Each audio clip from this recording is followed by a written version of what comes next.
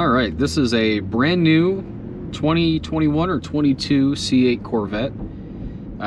This is a Z51 optioned non-wing car in caffeine metallic, which I'll show towards the end of the video since we're actually on the way to drop it off at my house to start doing a paint correction and a complete coating on the car, as well as take care of the interior, brakes, and wheels.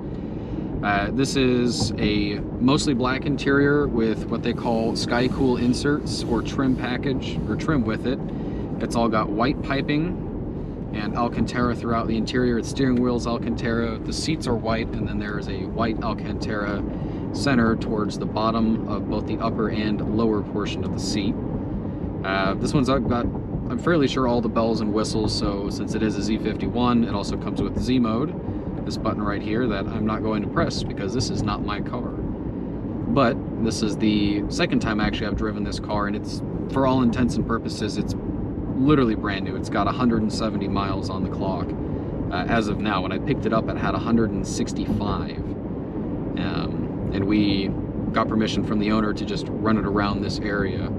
But this is actually going to be kind of a special project for me because since my father is a older retired guy, he did what older retired guys do, and he bought a new Corvette. So yeah, and I do trust shops around here, the detailing guys I am pretty good friends with, but he wanted the car to be in a known, secure, safe location, in good hands that he knows, and if something happens to it, he knows where I live, so he could come take me out if needed. So yeah, this is going to be a rather horrifying drive, even though the car is still on transport mode for some reason and the battery light's flashing, but it's still rev limited to 4,500 RPM for the first, I believe, 500 miles or 501 miles of the car's life. But I mean, like, the car still has pretty much all of the first tank of gas that was ever put into it.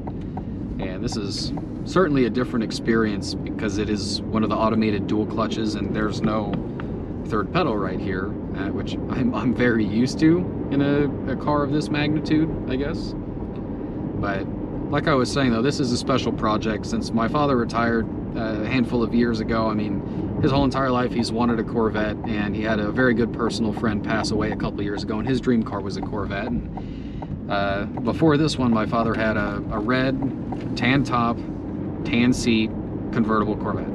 So he literally fulfilled every single stereotype about Corvette owners with his tucked in t-shirt and his ball cap, but that's his deal, not mine. And you know, he was lucky enough to be able to be by his friend's side when he did pass away. After, you know, he went to the hospital and he was able to drive his old Corvette and fulfill one of his lifelong dreams. So this isn't one of those cases of, oh, he's driving daddy's car. This is a lot more to me, just because my folks sacrificed so much for so long, and my father literally came up dirt floor poor, went into the Green Berets, went into Vietnam, came back, and then started a family and was a great father to me and my brother and my sister, and, you know, I would consider a great husband to my mother. They've both done very well for themselves, considering my dad never finished high school, and my mother never went to college. So, I mean, I respect them a lot. This is, me being able to drive this is, you know, it's kind of like how I view my father. Every other car I will drive for a long time will be directly compared to this in its quietness, how smooth it is, how nicely it shifts, how well everything is put together. And the same way, I mean, whenever something comes up that might irritate me or anything along those lines, I always think about how would Dad handle it. So, you know, as far as I'm concerned, my dad's my hero, so he's pretty much spent most of a third of his life doing the best that he could for the family and providing the things and the opportunities he wasn't given growing up. So now I'm going to use my particular skill set, and we're going to give it hell, and we're going to make this car as perfect as we possibly can. But I will shut up now and we'll put it into manual mode and give you a little POV drive as we're a couple minutes from my house before we start working on it.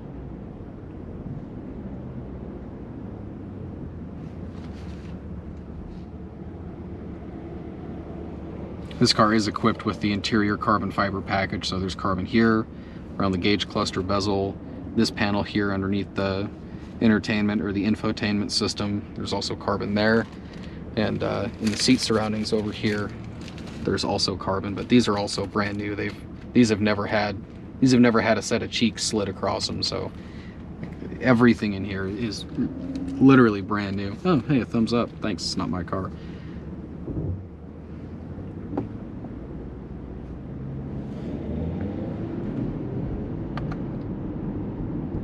At first I was genuinely apprehensive about the way that these dual clutches were going to perform, and I know they had their issue with the low fluid and people having transmission issues, but he doesn't track the car, he doesn't modify things, he enjoys his warranty, and that's how he likes to leave things. So I don't really have any doubts that this car, you know, won't run perfectly pretty much for, you know, however long he has it. I don't know if he'd be wanting to trade it off and do something else, but just driving the car around before I threw the GoPro on and brought you guys in here with me, the torque delivery of this car is insanely smooth. I mean, admittedly it is a stock motor, so GM will set these up, the camshaft profile and the tuning on them to a certain, you know, degree for drivability and for the average Joe or the normal peasants like me to have an opportunity or have the privilege of driving a car, you know, of this caliber.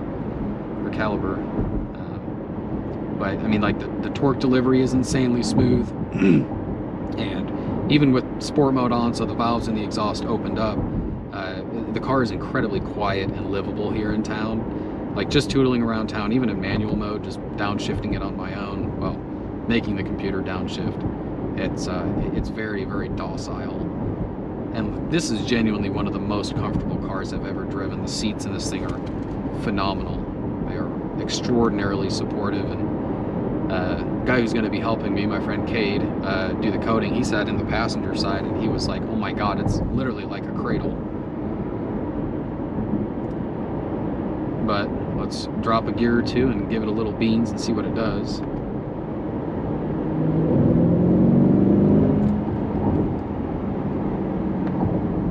Yeah, it's just absolutely incredible. The steering's very responsive and very nice. I'm still on the fence about the steering wheel. I'm not quite sure how I feel about the square wheel, but it's not my car, so that's not really my problem. This is also something I will never ever get used to, is the push button transmission. That reminds me of an Edsel that I sat in once at a car show when I was little. I very distinctly remember that. What's up, dude? Fucking Mazda drivers.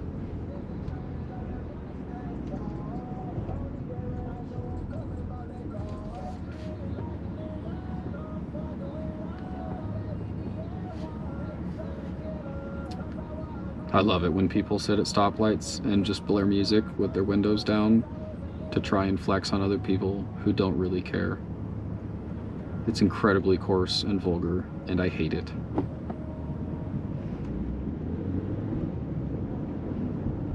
Yes, hello, it's a Corvette. I understand I'm not 65 in jorts. It is crazy how much attention this car attracts. Like even just the short, I mean, I've probably been on the road with this car a total of 10 or 15 minutes maybe. It just, the amount of attention this thing grabs is incredible, probably because it's such a strange and exotic shape for pretty much any domestic car that's ever been produced in the United States. Little cubby hole down here. Small pocket here. I believe the glove box is all electronically operated. Little wireless charger here with the phone. It's all obviously automatic air, AC, heated seats, the whole shoot and match. Pretty much what you expect for a car when you pay this much for something.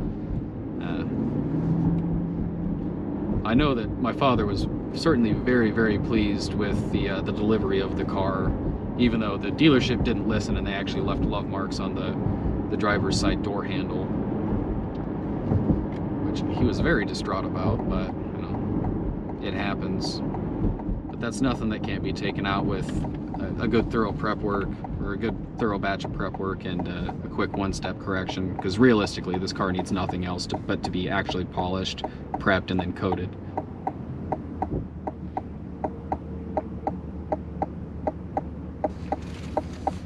seat memory, automatic windows both sides, because why not? I also not a big fan of the actual buttons that they use on these, because it's all electric, it's all solenoid based, or an electronic latch on the inside and outside. Not a particular fan of that. And I'm also not a big fan of the touchscreen and not having an actual analog gauge cluster, just because I think in 15 years it's really going to date these cars. But compared to every C4, well, C4 is not really a comparison, but every C5 and C6 and C7 I've ever been in and driven, and that's been a small handful. I mean, I'm not by any means some big dick automotive reviewer. I mean, I know that was dumb. I like to stick with the cars that I know and, you know, the platforms I'm an enthusiast for, but this is by far and away nicer than the Maseratis I used to detail for a guy here in town. Certainly built a lot nicer, at least on my initial impressions and touching the car, feeling things on the inside, than the 458 Italia he had. But I also don't really care for Ferraris. I think it's a dick swinging thing to drive a Ferrari out in public, since generally there hasn't actually been a racing pedigree with those for quite some time, and they're basically for Instagram influencers and for fuckboys that make super clickbaity YouTube videos. So, but yeah, my initial impressions on this thing, it's phenomenal. It's extraordinarily docile. It sounds great when you step into it, but we're just now getting home, so we're gonna get cracking on this thing and get it corrected, and we'll have some footage here in just a couple short days about that and show you the finished result.